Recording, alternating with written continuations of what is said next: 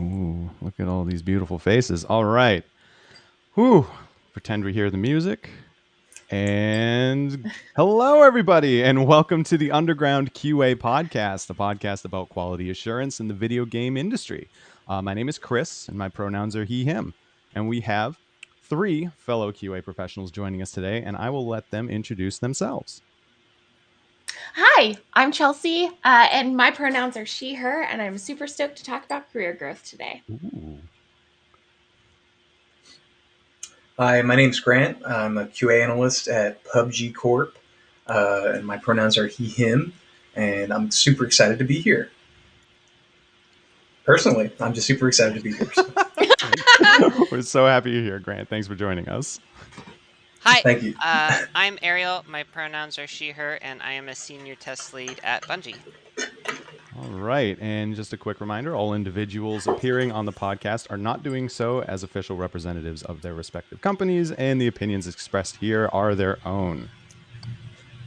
Y'all, we've upgraded. We've got legalese in our podcast now. It's so, we feel so fancy. We've come a long way from, what did you call us earlier, Ariel? Scrubs? I remember being called scrubs. Yeah.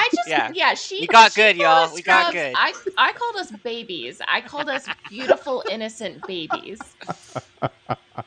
Yeah, as a part of our homework for this episode, we all went back and watched episode 2, which was both amazing and also difficult to watch. Yeah, what were we doing? Oh my God. It was hilarious. Those sweet little cinnamon buns. Yeah. Yes. Sarah, yes. Oh, I love it. All right, friends. So as both Chelsea and Grant alluded to earlier, today we're going to talk about career growth. So when talking about our careers, we tend to think, or at least I also tend to think about paths like tester and analyst and management, similar to how we talked about in our season 1, episode 2 podcast about career paths. But today we're going to look at career growth, which is different. So we're going to look at how we can foster our professional growth in our careers outside of just our principal focus as leads and testers and analysts, etc. All right, so we're going to jump back to the lightning round. Going to take that out of the mothballs, and I'm going to throw a question at our panel today. And I want to hear what inspires and motivates you for growth within QA. I think for me, there's a light bulb moment when people start to realize that quality assurance isn't just testing. And I know that this is something that you've heard for, 20 episodes or more now at this point.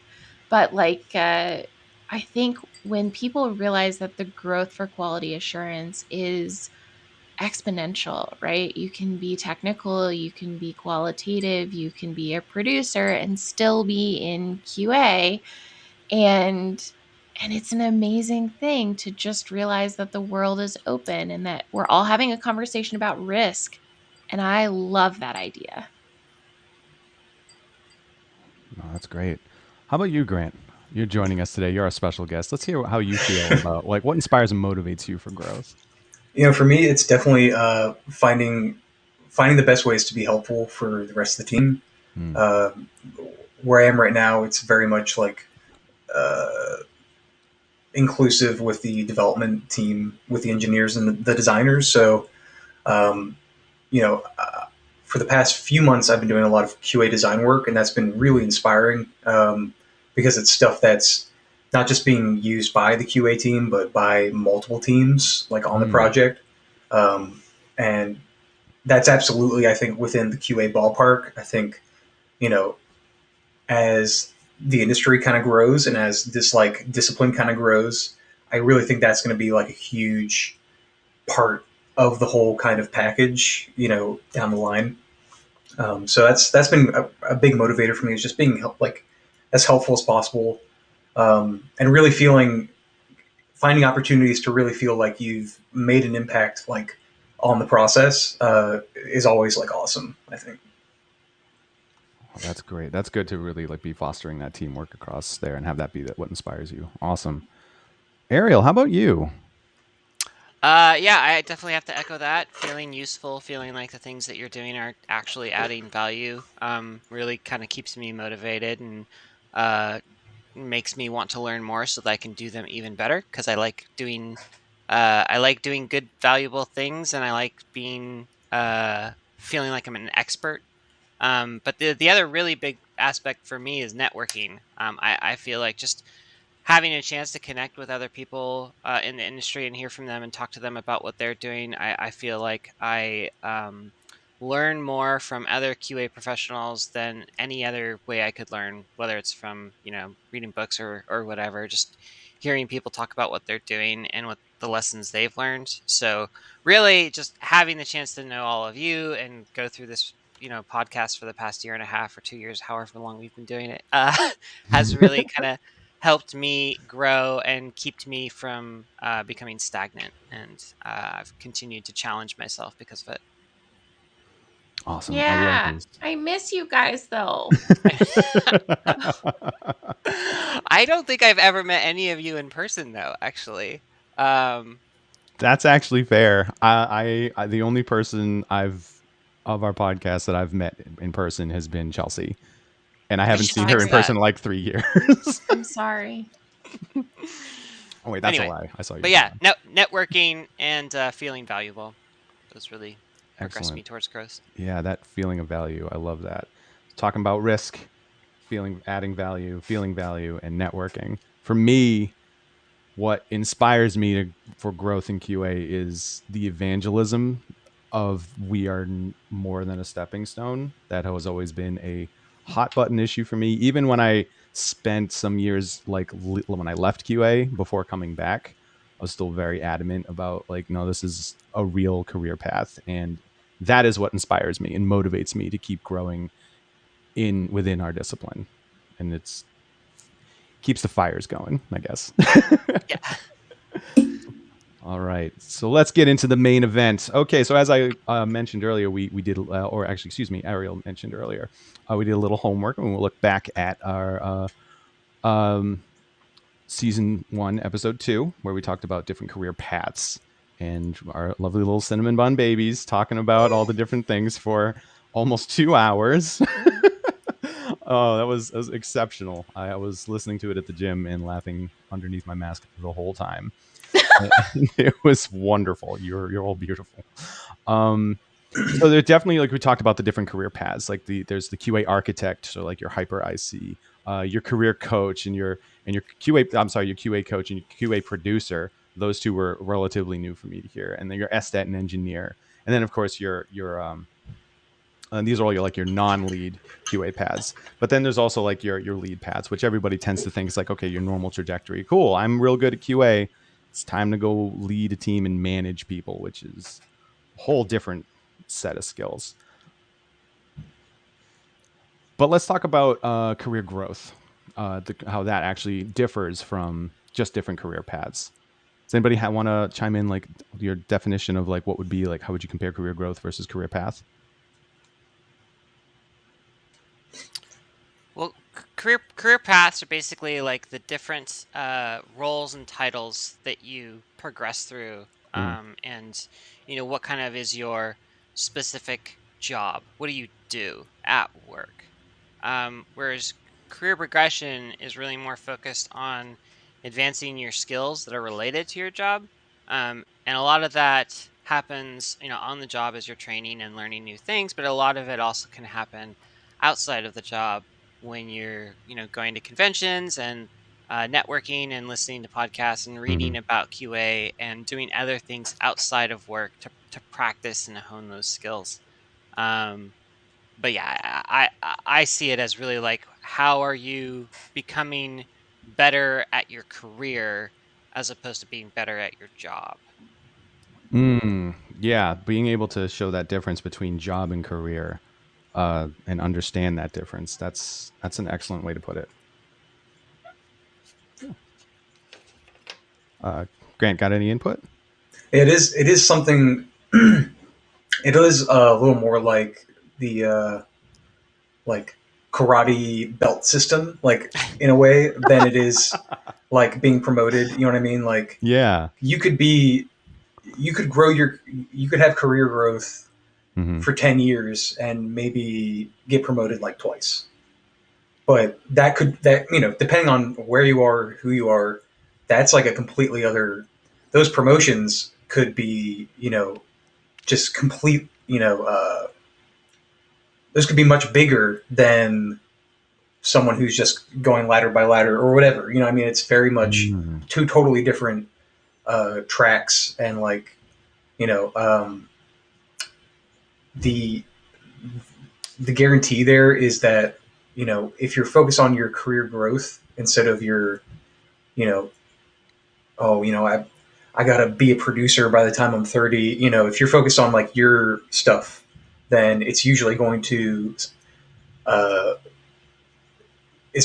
get you to a better place than if you're just like focused on your title or focused on, other people's titles, stuff like that. So I think The Sims actually has a really good analogy for the difference here, where career progression, right, is advancing to the next level of being a criminal, right? Like going from being. I like how that's the pathway that you Yeah, chose. no, I want to start with that. I always went criminal. I don't know what the rest of y'all did in The Sims, but like, of course I'm gonna. 100% never went criminal. Ugh, boring. Anyway, so you start at like pickpocket, and then you go to like bank robber or whatever. Like, there's different titles that you progress through, but then on the side of that, like, you have to level up like your mechanics skill and your, maybe not for criminality, but your cooking skill, like all these different skills, and they had their own levels. And similarly, you also had to like have a certain number of friends to get to the next job level. Then you might call that networking, right? So those are things you're doing to advance your like career progression, like to or your career growth, getting ready to take on those bigger roles. Whereas your actual title and that like level of criminal that you are, that is your career progression. I love that so much. I'm nervous about talking about like after that because I'm not sure that it gets much better.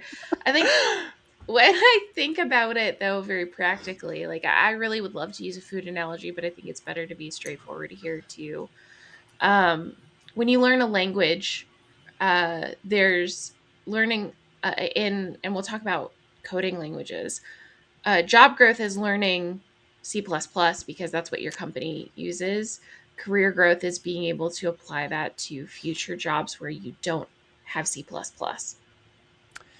Yeah, so like understanding one language versus understanding how to parse syntax.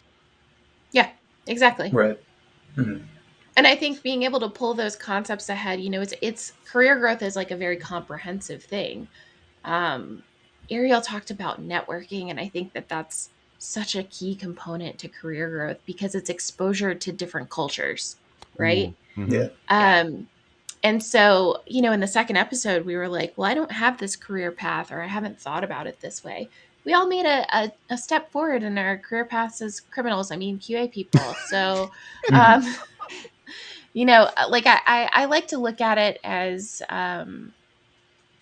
something where you're taking advancement beyond the job that you're in currently and being able to apply that. Like, I once had a question in a job interview about how running a guild in World of Warcraft was applicable to my job as a QA manager.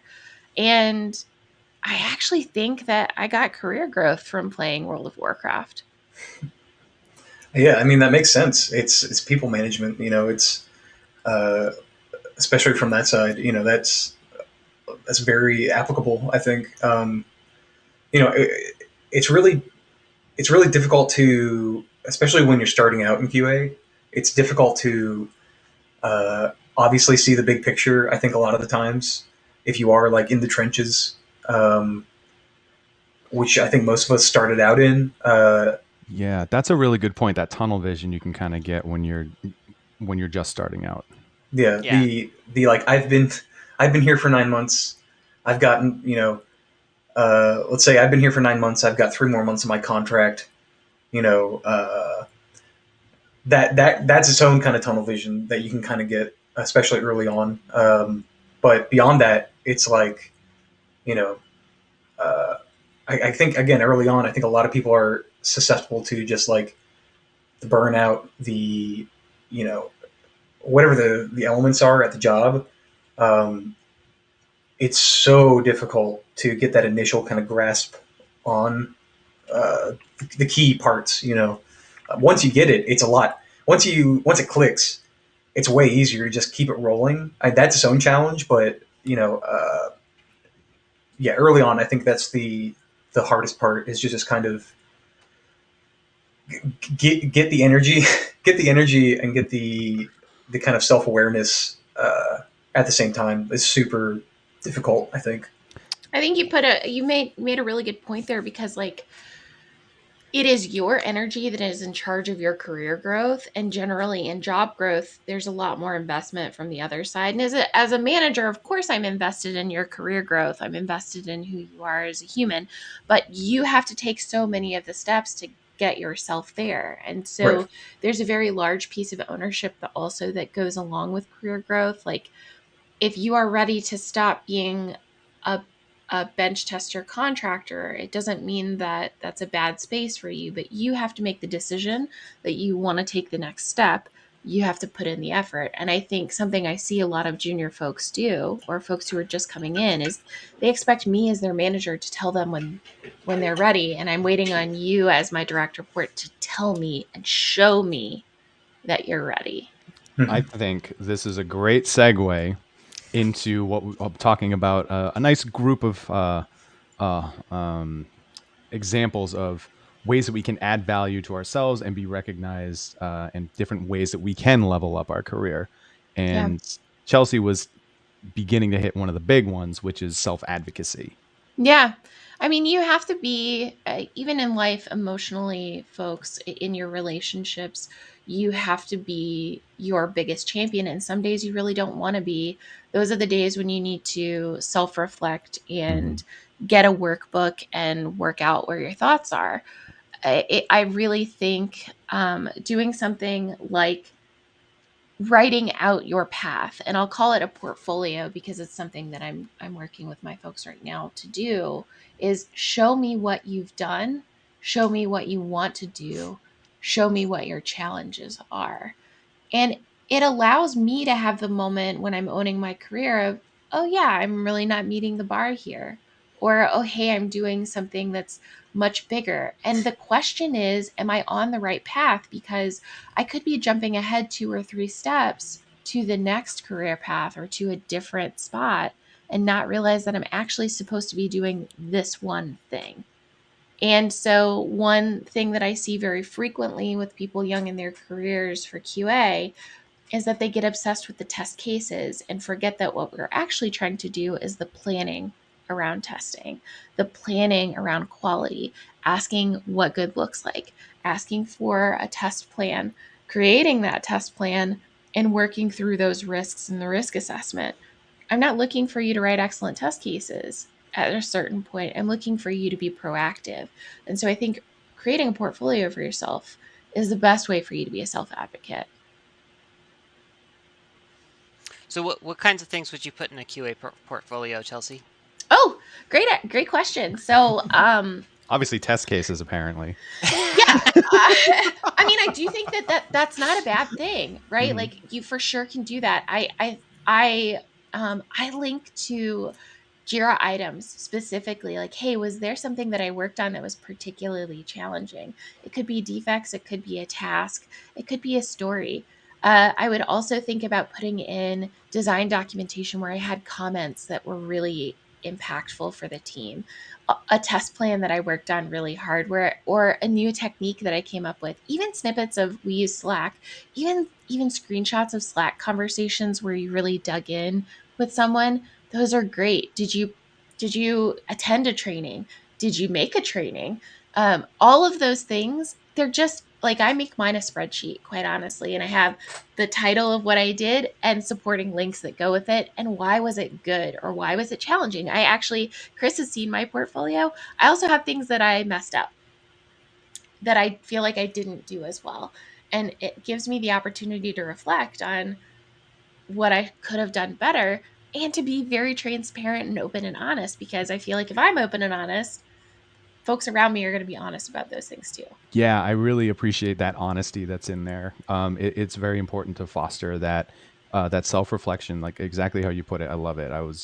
I'm so glad you kept talking because it was so great. And I really, really, truly agree with the fact of being able to be open about not only that what you may not have done as well as you can, or how other people expect you to do, Yeah. but being able to recognize it yourself and be able to say, here's what I would have done better, and Yeah. here's how I could have done better, and then here's where I'm going to put that into practice going forward is Yeah. so good, and is so good not only just to show that just to show people like in your portfolio like, hey, here's me doing the work, but just that internal growth for yourself to be able to do that is huge. I'm really glad you mentioned that part. Yeah. I think we can all do ourselves a favor and treat ourselves as more human. Hmm. And for some of us, that means being more kind and being like, well, I didn't screw up everything. But for some of us, That's I mean, that's a nice bar to walk over. Not bad. it's hard some days, Mm-hmm. realistically, in a world where for some of us, we're like, we feel trapped. Like it's hard to love yourself some days. And for other people to be more realistic and say like, man, I really love myself and I think I did an Mm. amazing job. I mean, reality is you did do as good of a job as you are aware of doing. Be kinder to yourself and actually evaluate it. And to answer a question, is there only one way to do a portfolio? No way. You could do a PowerPoint deck if that's your thing. You could do actually, I've had folks turn in dashboards in Jira and say, hey, here's mine, because they were really good at tracking those. That's a good one. Trello and Favro are a really great way to track them. Maybe you write a doc and that's what you do. That's totally fine. There's no Mm-hmm. right way to show how you are accomplishing what you're setting out to do. Yeah, and I'll also say, if you work at a company where it's maybe a little bit more difficult to get permission to share a lot of this kind of internal stuff that might be covered by NDA, you can fake it. You could make like fake, bug reports or fake test plans or something for like, a project that you play, but it isn't actually something you work on or something like that. And just be like, Mm. this is the kind of thing I would do. If I was testing this project, I would write this kind of test plan for it.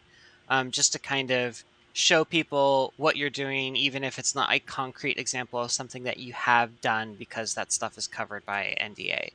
Mhm. There's definitely ways to go about that.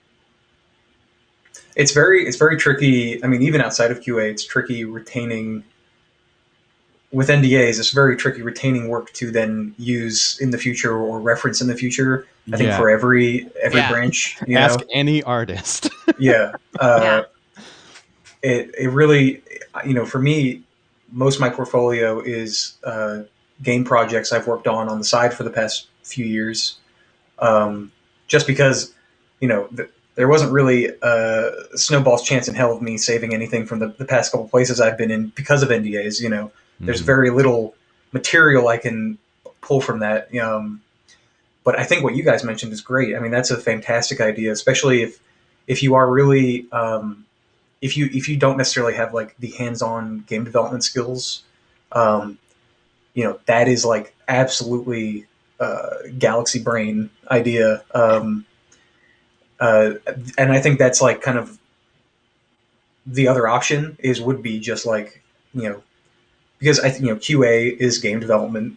You know, uh, I would strongly recommend anyone who even is remotely interested in like working in the engine or anything to start doing that now, and then Yes. after a couple of years, you have something really of value that other people can see. Um, that's like that's invaluable. Yeah. But I yeah. mean, Yeah. you can also make videos or blogs. Mm-hmm. Maybe you write a blog about how you go about writing a test plan, or maybe you make a 1 hour video where you're like, I'm going to play this new game I've never played before in my life, and we're going to see how many bugs I can spot, or something Yep. like that. Yep. Just get creative with it. Do it the way Mm. you want to do it, right? Don't do some specific suggestion we tell you just because we said it's good. But like, yeah, or you could start a podcast with your friend. I have actually well, for one thing, I do include a link to our podcast on my resume, and I have had multiple interviewers go watch an episode and then be like, "Hey, I really liked your podcast. I think it's great that you're doing it." And that made them a lot more interested in it because they could go and they could actually see me talk about QA in a way that was outside of an interview setting, right? Yep. And they were like, "Oh, she does a podcast. She probably cares about this stuff, Yeah, she's right?" probably Yeah. serious. Yeah. So I think that, for all of us who host the show and for all of the folks who come on and guest on it too, I think it probably does help their careers, because it's definitely helped mine. Grant, you mentioned something too that I think is really good. And Ariel, you're touching on it, but like practical experience is sometimes the best gift you can give yourself, whether it's talking about quality or the career that you're choosing.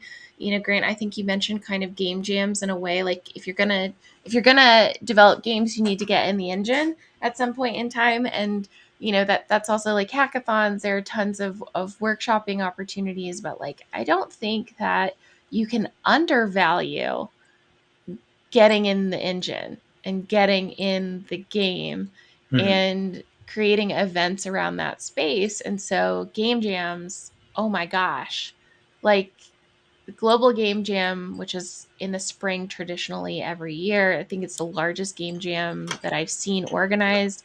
They probably do more of them now because they've become so popular, but do those things, it will expand your network and expand your skills, because when you're in a group of 3 or 4 and you've got to make a whole game, you're going to be a sound designer, you're going to be an artist, you're going to be an engineer, and regardless, you're going to walk away with something. And if you're fortunate enough to work at a studio that does that stuff in house on a regular basis, like I am, we have probably 3 or 4 hackathons per year, and I've been at PUBG for about a year now, and I've done 3 of them. And those first 2 were solo projects that like was great for me, and like uh, you know helped me show off some of my personal skills. But the last one we just did, I actually did a group. I actually felt comfortable with like the people I was working with, and knew some other people in other departments, and actually assembled a team. I got like an Avengers together of the people that I felt comfortable with and trusted and knew could really kick ass. Um, and it worked. It worked super well, and the thing we made is awesome. And that was an awesome experience of not just like being able to show off like what I can do, but being able to help show off like 3 or 4 other people's work and skill sets. That was amazing. Just being able to lift everyone up, which I think is another part of like the networking and like your internal networking, is if you are like 100% self-focused, no one is going to work with you. No one is going to want to work with you if all you care about is the capital me. It's going to be a rough time for you and probably everyone else that you're working with, and it's hard to QA is difficult, and it can be a very emotionally charged sometimes too. And it's really as soon as I feel like I've stepped over a line or made the wrong choice of words or something, I'm immediately to that person, in their DMs, like, I am so sorry. I just make sure that, as best as possible, I can keep on everyone's good side, because that's so important, and it's a learning experience too. Working with people is going to be a learning experience your entire life, but game jams and stuff that's collaborative really help grow those skills along with the technical skills. So that's like you're getting quadruple value out of stuff like that, I think, if you're in the right environment, for sure. Yeah, and I'm from that stuff now. I'm a QA analyst, but I'm doing like in-engine like QA design work. I'm making test maps that are used by like the designers and engineers, and that stuff. Probably people wouldn't have given me the keys to the car if they knew I wasn't going to just drive it off a cliff, or commit some garbage thing to Perforce or something like that. It's To be fair, we've all committed some garbage to Perforce at least once. We've all deleted a repo. Yeah, I was gonna say. I've checked out the whole depot. Oh man, who hasn't checked out the whole depot though? Those mistakes happen. I want that disclaimer just to Don't feel bad, everyone. I once knew someone who wanted to delete their workspace and they accidentally deleted the depot, and there were a lot of very, very frantic emails that day. Oh. Well, that's why you have a backup plan. Yeah. Yeah. Thankfully, we were able to fix it. It's What's source control? Yeah. Perforce. No big deal. No big deal. Something that we're kind of touching on with networking is the idea of actually going out and building relationships officially in some cases. And so one way you can do that is by reaching out to us on the Discord channel. We're super happy to help you. But I would like to mention that there are a bunch of other ways that you can get what Myron is calling access to experience. But there are things like Game Dev Perk Up, which I think also is Game Dev Drink Up in some other cities. There's the IGDA. There's tons of official artist organizations. For quality assurance, we even have the ISTQB, you have the STAR conferences. There are tons and tons and tons of ways for you as a game dev, as a QA person, as a woman in games, as a man in games, as an ally in games. You see Indigenous work groups popping up. There are tons of organizations that you can get involved in to make networking official and make relationships official. And so reach out. Because you don't have access to those networks until you know about them. And so again, it's expanding your menu and the things that are on your plate and making those things official. It's not just working with the people around you and networking with the people around you. It's really stepping outside of that to find those things out. And in some companies, where they're large enough, you get the benefit of being able to meet many, many, many different perspectives, even in your same company. But don't allow that to be the only space that you engage in. I challenge you, if you're a male, to join a women in games group and to see how you can become a better advocate for folks who are not Black professionals, to join a Black professionals group and to see how you can be a better ally and to listen in all of these spaces. Regardless of whether you're part of the population, the first thing that you can do as a beginning networker is to listen and observe the culture and really decide if it's the place you want to be. Really want to underline that part, because the last thing you want to do is walk into one of those spaces and be like, I'm here to tell you what I think. Oh gosh, no. They don't want to hear it, not until you've been there for a while, not until you've listened and they've really kind of grown to trust you, It is not because you don't deserve to speak. It is that you need to learn the culture of the room, right? Yeah. And it's a rite of passage in the sense that you have to understand the language that people are speaking and to know where you can give your energy. Again, career growth in networking is not about what you can get from the network. It's about what you give to the network. It's a potluck dinner, folks. You bring something to the potluck dinner. I've used this analogy several times. Yeah, same way with even at the studio, what you're bringing outside of your own professional skill set, starting like a arts and crafts channel on Slack, or nurturing a sense of community, especially right now when we're all still pretty much work from home. Nurturing some sense of community that you can feel positive about, that is maybe outside the tech realm, that people can share, like, hey, I made a this cool leather hat thing, or here's a drawing I did, or some embroidery or whatever, that people want to do that. So if your company doesn't have something like that, reach out to someone and do that, and you'll get major brownie points. People will be so excited to share stuff like that, if it's allowed at the company. Yeah. I hope it's allowed at your company. Oh yeah, I'm the one who created an arts and crafts channel for my studio, and that was awesome. General statement. Yeah, I think most people are cool with embroidery, or wreath making. Grant, unless you're embroidering NDA'd secrets on it or something like that. Yeah. I want that embroidery at my house. You look I feel like it real would be close. The... The stitch has some like design documentation in it. Yeah. As long as you're I'm not. gonna say something a little salty. That means that design documentation exists. I know.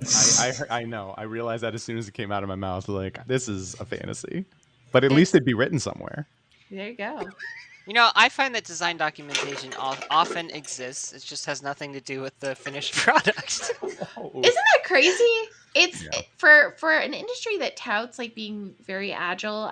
I've seen this at many places. This is not just speaking. I mean, like design documentation. We as QA people can get so much better as being great quality advocates for this and helping, I think, and not being afraid to dig in and take the dive into helping get these documents up to the current. Same thing with user stories, same thing with acceptance criteria and quality bars. Like, I think that's a great space for career growth for all of us, is to say, like, let's get in, let's dig in, let's help the design documentation along, let's update it. Yeah. And realizing that it's actually a part of us being a part of the community. It's not just one person's job, you know? Yeah. And they would love to help with that too, honestly. Like, most of the time they appreciate the help, you know? Because they are busy doing other things usually. So yes, something I've done a couple places now is if there is no design documentation, I will take whatever information I have and cobble it together and make a design document, and then I'll pass it back to the designer and just say, please confirm that this is all true. And you know what that is? That's a test plan. Nice job. Well, sort of. Like, surprise test plan. There's a lot more that goes into a test plan, but like in this case, like, it literally is like, I'm just, for that part of it, I am just sticking to like writing up the reference material for people to go back and say, this is the design doc, right? We have entire episodes on test plans that you can go watch to see everything else that goes into a test plan. But there's certainly like an amount of that is definitely what test plan writing is. All right, this has been excellent. So I want to move forward to another part of career growth. Is sometimes it can be a little difficult in order to grow within your career. I want to start kind of looking at some of these things. I don't want to spend too much time. I don't want it to be negative, but it is worth highlighting some of these areas where it can cause some difficulty. One of them being, I remember this was brought up in our conversations that we had setting up the show, was having to choose, like being put in a position where you need to choose between your passion and practicality. So like passion for what you're doing versus, is this actually good for me and what I want and what I need in life versus my career path and trajectory. Yeah, I mean, we referenced it in the episode on career paths, but QA is a stepping stone. Man, you're really not choosing your passion there, and it may not even be that practical like at that immediately, point, right? Like, so career growth, you need to be. I think that makes networking even more important in that conversation. But like, you should talk with people who do the same job. If you really don't like looking at data, then there are certain studios and certain QA opportunities that aren't going to be great for you. And there's also a difference between like, I don't like doing this thing, and it's literally a part of the job, right? Like, if you don't like doing test plans, it's going to be really hard for you to advance in quality assurance. I think regardless of studio at this point, if you don't like communicating with others, it's going to be really hard for you. And so assessing your passions, like Chris said, it's a really tough self-reflective thing, but it may not be the job for you if you can't reconcile those things. We don't all get to do everything that we love every single day, but there's a nugget of love in every day that I do something, you know? Yeah. I really like that you reference back to that being able to be self-reflective, which in itself is career growth. Yep. So being able to examine, hey, I'm not passionate about this. I don't feel good about doing this work. This isn't for me, is personal growth and therefore career growth.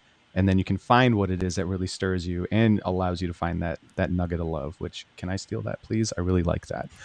I will give you that. Thank you.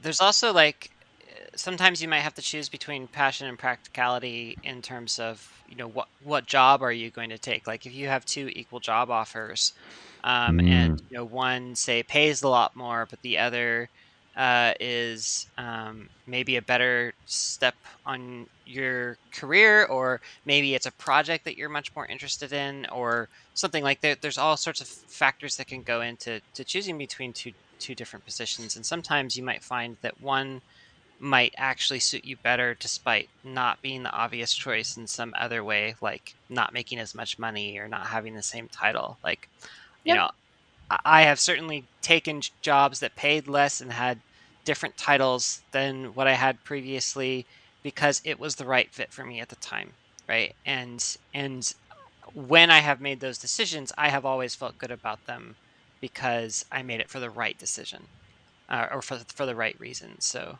sometimes I think it can pay to pursue your passion even if it's not the obvious choice at the time. Geography is a huge part of that too. I think it's something Yes. that's, I Definitely, think, Yes. I especially in think, this industry. yeah, and it's better now than it was, but I think it's something that's actually going to keep getting worse as climate change becomes a problem. Uh, because California right now is basically a tinderbox.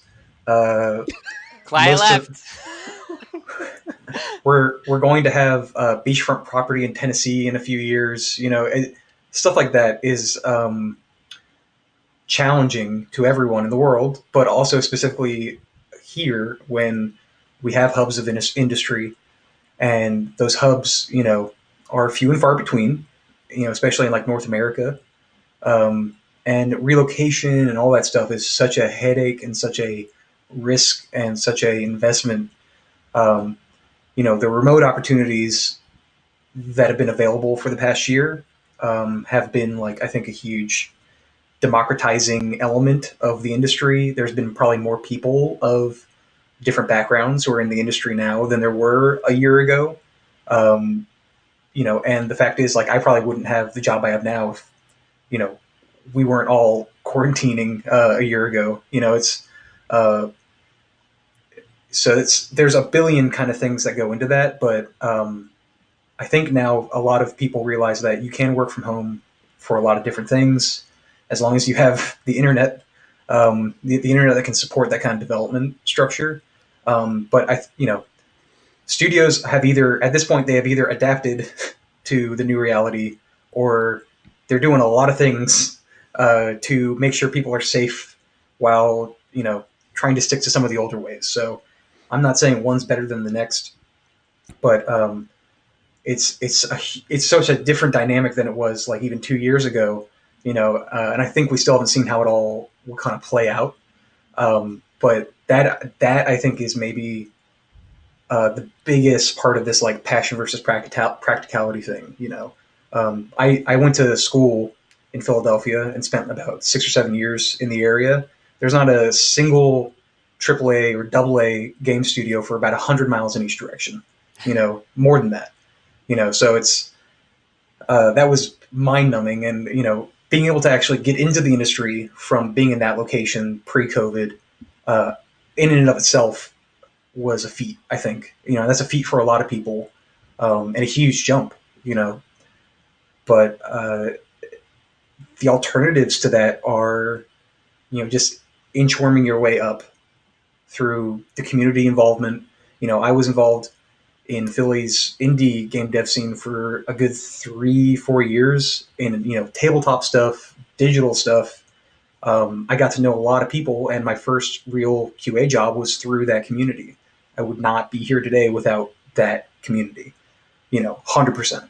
Uh, and I know a bunch of people who could say the same thing. But that's such a huge. If you have a game development community in your area, check it out and try to get involved because like that is literally that is literally the best bet I think, especially right now. But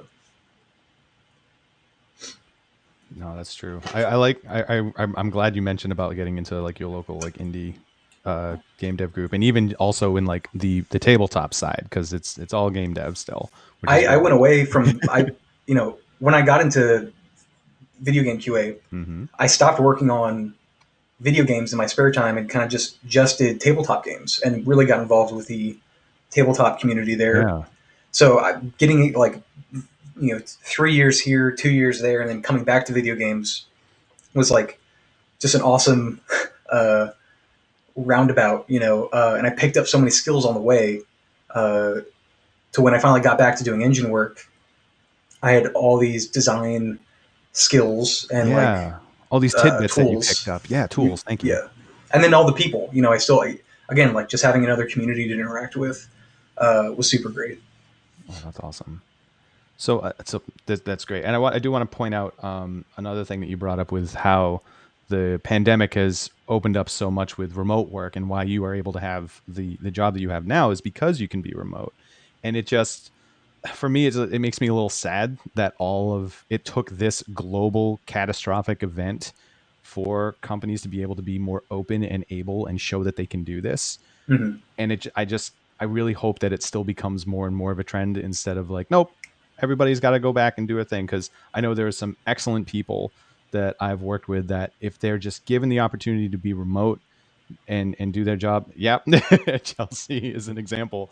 If you can just let them have that and find out a way to keep them, it's 100% worth it. And I think studios should keep moving in that direction.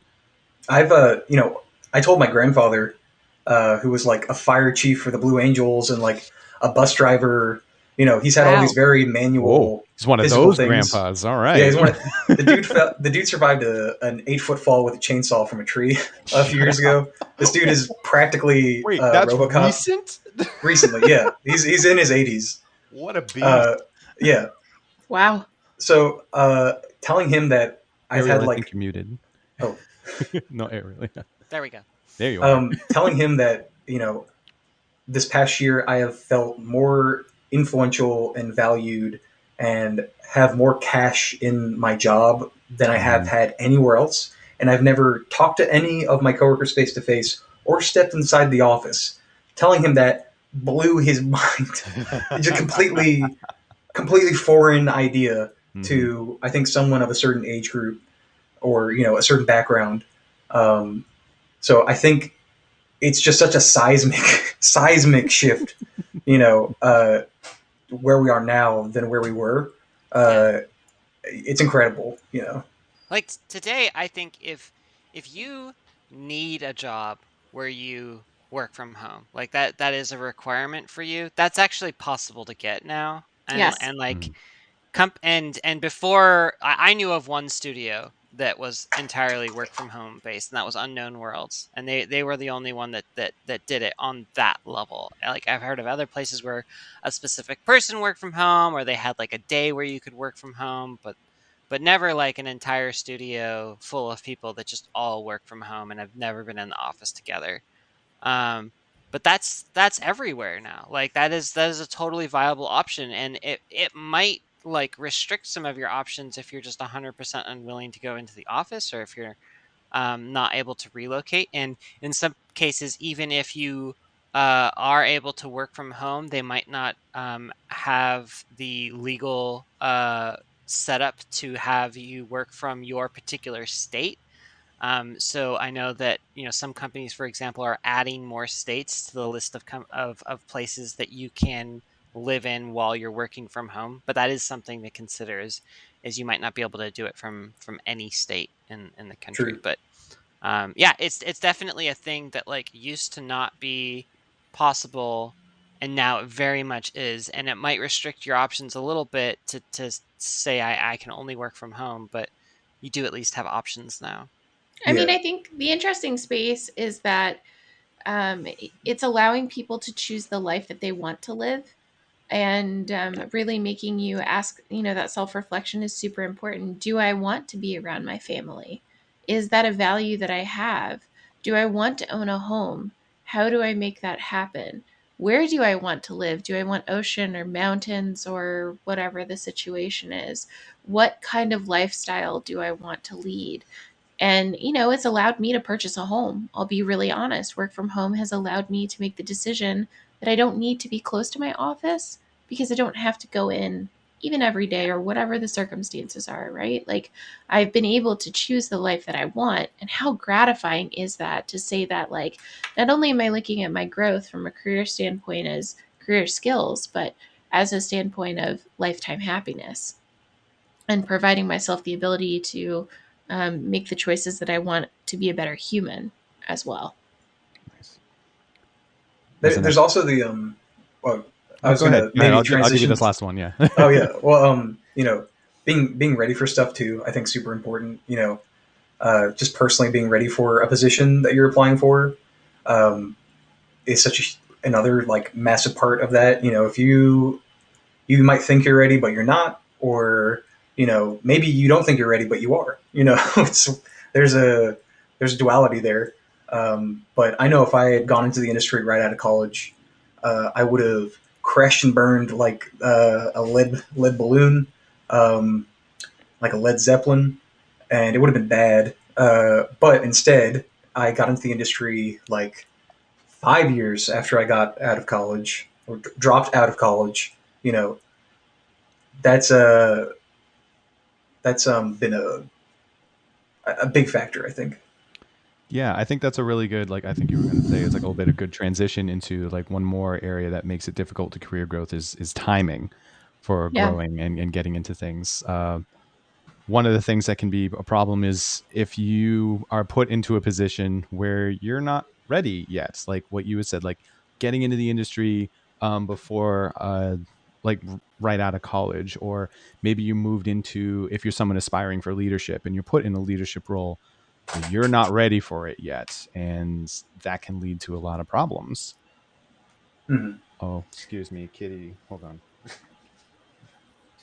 I think an interesting fact about that is like, when when we feel like we're placed, oh, look at this baby.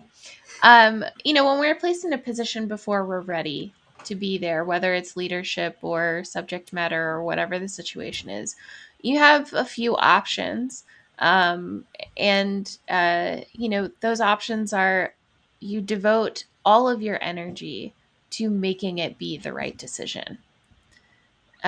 Or you decide to be very vocal about it not being the right time, and therefore you need to make adjustments. And there's a negotiation tactics, right?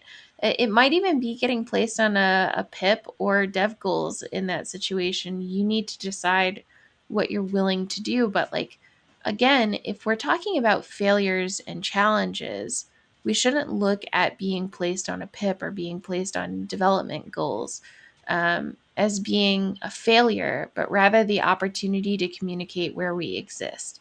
And so sometimes career growth does happen too fast, or sometimes it happens at the wrong time in your life growth. Right. And that's okay. You have the opportunity to discuss what you need with yourself, with your family, with your partner, with your boss, with your children, in some case with your family and your parents, and say, like, what do I need to do to get back on track in my life? Because quite often, if you're feeling that way, you're also feeling that way in other aspects of your life. The other thing to think about is growth happens in several different ways, and I think that this is where people um, can get overwhelmed. Growth and being uncomfortable go hand in hand. You may not know a skill fully. Again, you may not know the programming language. C++ may not be your jam, but you know C sharp, and you can apply those skills. And so don't feel like being uncomfortable means that you're not ready. Yeah, I Nice. think there's no pain, no gain. You know, but sometimes it's too painful. Sometimes you want to fight back, but you know, sometimes if you get, I've seen people get just foisted up on a flagpole sometimes where management doesn't quite understand where the skill set is for this person, and then they just completely drown underneath it. Yep. And that's always hard to see, and it's hard.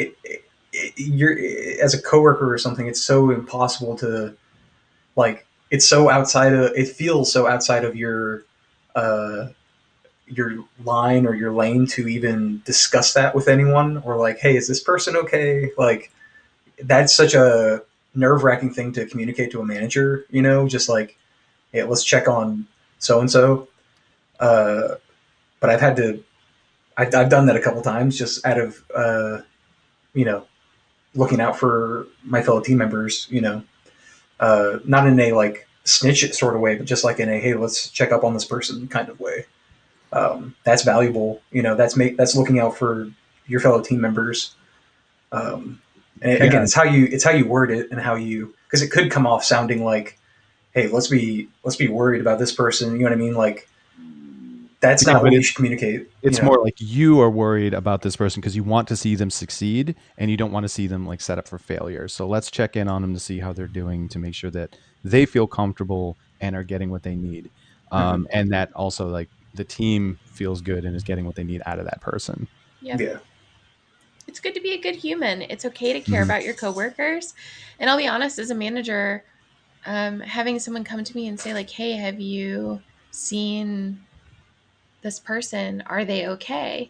It gives me a moment of pause to say, have I checked in recently and really checked in? Have I taken a look at their portfolio? Have we talked about their 90-day plans? So, like, it's okay. It is okay to talk to managers about, hey, is this person okay? Hey, I've noticed some changes. Especially You may right not now, have the where exposure. Yeah. Yes, especially where it's especially remote. now. Everyone, everyone's just getting the signals from each other. Yeah. Yeah. Yep. It's And all you have is like Slack pings and emails and maybe some updates here. You have to take that extra effort. Maybe, And this yeah. thing does not tell the whole message, Right. right? Yeah. There are plenty of masks that can be put on, especially 100%. in the performative kind of environment of Zoom calls. I hate it. Yeah. Yep. Well, this has been an excellent conversation. I have really enjoyed talking about this. But what I would like to do is, Grant, I would like to give you the stage, and I want you to give us some words of wisdom and kind of like, let's wrap things up a little bit. Sure. I think earlier we talked about, I got a couple things. So earlier we talked about self-advocacy. I think sometimes that can be confused with, or that can turn into self-promotion, which is not what you want. You want to be self-advocating, not necessarily self-promoting. So, again, fine line between that, but something to keep in mind. Uh, and it's one of those, like, I know what it looks like when I see it kind of thing. So I'm not going to try explaining that too much more. But also, self-improvement on your own time, super important. But also be kind to yourself and balance your expectations for yourself with what you can literally do in a 7-day a week, 24-hour time period. Um, you know, that's been a huge learning curve for me. It's just like being kind to myself, saying like, all right, well, I did enough, like, for now. I'll come back to it. That's been really, over the past couple years of working on stuff on the side and like kind of moonlighting as like game designer, like that's been super important. It's just being okay with like the work that has been done, and that you're fine with more being done in the future, but let yourself rest, let yourself just chill Yes. sometimes. I personally, I've kind of, I think I've discovered my circadian rhythm where it's like I'll work real good for about 4 or 5 months and then take like 2 months off. Won't do any side work for like a month or two. Just complete palate cleanser. I'll go play video games. I'll go outside, whatever. That's time for consumption and kind of research and all that. Then creation can kind of happen. That's me. I think like Steven Spielberg, he does. I think he was pretty well known for doing like a three movies and then 2 years off kind of thing. So he'll do 3 movies back to back, boom boom boom, and then just like chill for 2 years, come back to it, boom boom boom, chill for So maybe some people need just like a steady pull of that, but some people are they're not long distance runners, they're sprinters. I'm more of a sprinter, so physically and mentally. So I think that's super important. It's just realizing where your limitations are and kind of working around those when you're dealing with like side work. And then the other thing is, I feel really fortunate because I can kind of pull an idea and get passionate about it and execute it. If you have trouble thinking of like the top down idea and you're more of a bottom up kind of person, find someone who does have ideas and are passionate about them and wants to execute them and collaborate with them, learn from them, and they can learn from you. Um, that's like the best thing you can do. It's like just find people you can collaborate with, find people who are trying to put together a thing, whether that's a game collection or a game jam, something like that. Itch.io is like fantastic for collections of games. I've been fortunate enough to put a few of my games on some of those awesome charity bundles, and that has, you know, for all the karmic good it's gone done, it's also, you know, done dividends for like just like people seeing my stuff and like getting it out there and collaborating and again just like making a name for yourself with what you do in a positive way is super important, so that's been kind of all the stuff I've been learning the past like 3 or 4 years, I think, at this point. But that's all I got, I think.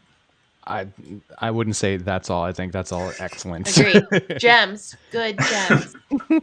Thank you. Awesome. No, thank you.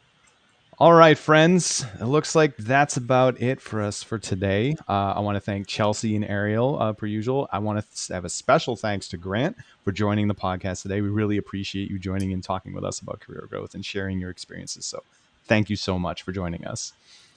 Special thank you and shout out to Sarah, per usual, for running our community, taking care of our Discord and our Twitters and everything. Big hearts to you. With the assist from Myron, special community manager today. We'd also like to thank our audience, those of you who joined us today, for listening. We wouldn't be doing this podcast without you. If you have any suggestions for future topics or maybe even a bug of the day, we would love to hear them. And if you are a QA professional and would like to be on the podcast, for example, like Grant, we would love to have you. But in either case, please contact us at undergroundgameqaconf@gmail.com or reach out on Twitter at undergroundqa or hit us up on our Discord because we would love to hear from you and be able to collaborate from you. So before we end, I want to make sure that everybody gets a chance to do a plug if they'd like. Chelsea, do you have anything to plug this week? I sure do. Oh. I hope that you are celebrating your best fall life. And if you're in the Southern Hemisphere, then your best spring life. Get ready for that Christmas summer. I hope you're having a wonderful fall and spring. Let me just tell you, there are amazing series for you to go out there and spend time with your family, watching, reading. There's a ton of things for you to do to engage in a happier autumn that will lead you into a better winter. And same thing goes for those of you going into summer. Make sure that you're taking care of yourself and make sure that you're thinking about the seasonal aspects of things and really treating yourself. Do one thing that you love that makes you genuinely smile at least once a week and at least once a day. Make sure that you're taking care of yourself, folks. It is hard. There is a lot of crap going on in the world. Make sure that you take the time to love yourself and those around you. Excellent. Thank you, Chelsea. I kind of want to piggyback on top of that. Like, please take the time for yourself. I'll do a quick shout out to my leads and managers for letting me take the last week off. I absolutely needed it. So those of you who need time off, please take time off before the burnout really hits. Check in with yourself. Make sure that you take the time that you need, step away, and recharge. Ariel, do you have anything for plugging? You're muted again. You're muted. It's this new headset. I have two things I want to plug. The first is I want to, again, plug our Discord. I am posting another link to it in the Twitch channel here. But our Discord is great. It's full of like over 100 QA professionals. We have a channel where you can have people look at your resume and give you feedback on it. We have lists of resources like books and podcasts and other things related to QA that you can read. We also have a channel where people can post job opportunities. If you're interested in looking for QA positions, whenever I get a position that I'm either not interested or not able to take, I always repost it there. So it's a really, really great place to network, learn more about QA, and all of that stuff. So it's definitely a part of your career growth to come join our community if you haven't already. And then since I brought up job opportunities, there are a bunch of jobs that we're hiring for at Bungie in the test org. So I think we have like 10 open positions or something like that. It's like we're doing a crazy hiring spree right now. So if you're looking for a job in the Washington area, we also have some remote positions available too. So check that out at Bungie, careers.bungie.com/jobs. Excellent. Thank you, Ariel. And Grant, bring us home. You got anything to plug? PUBG Season 14 starts next week on PC. We Woo. just added a fireman's carry. After many months of development, we have a fireman's carry. I could have a bug of the cast about that one, but I'll keep that to myself.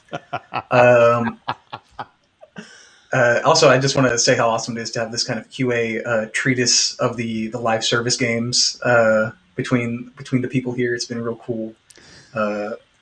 It's very, very parliamentary, I think, to have us all here in the same room.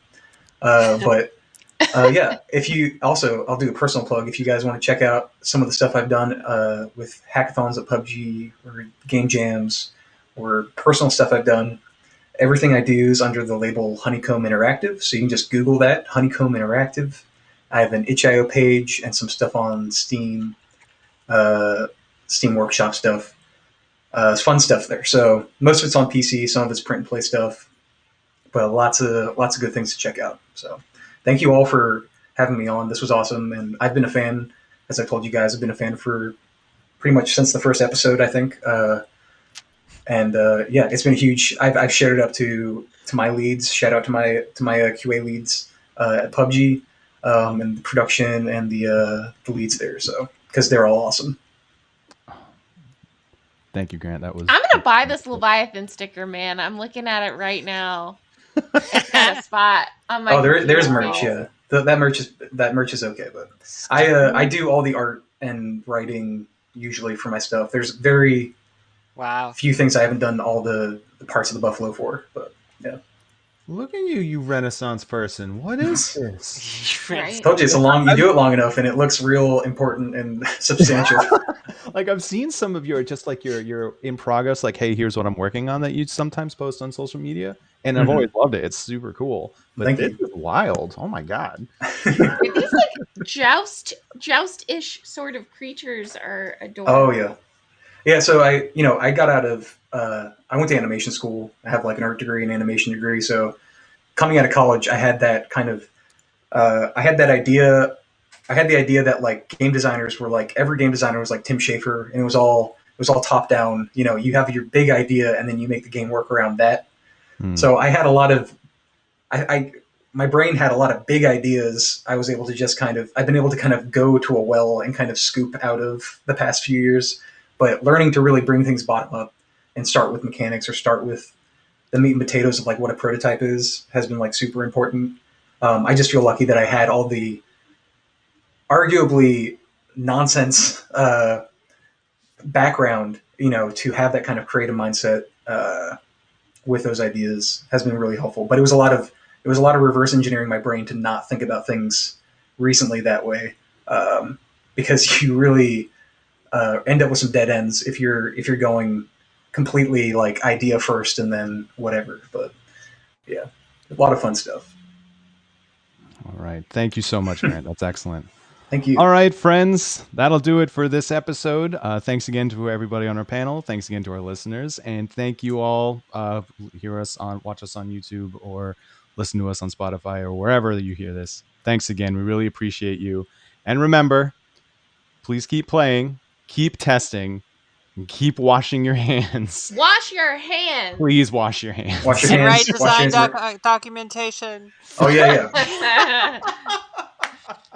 That was best. Thank you, everybody. I was going to say wear a mask, but that's more important. It's just write documentation. Yeah.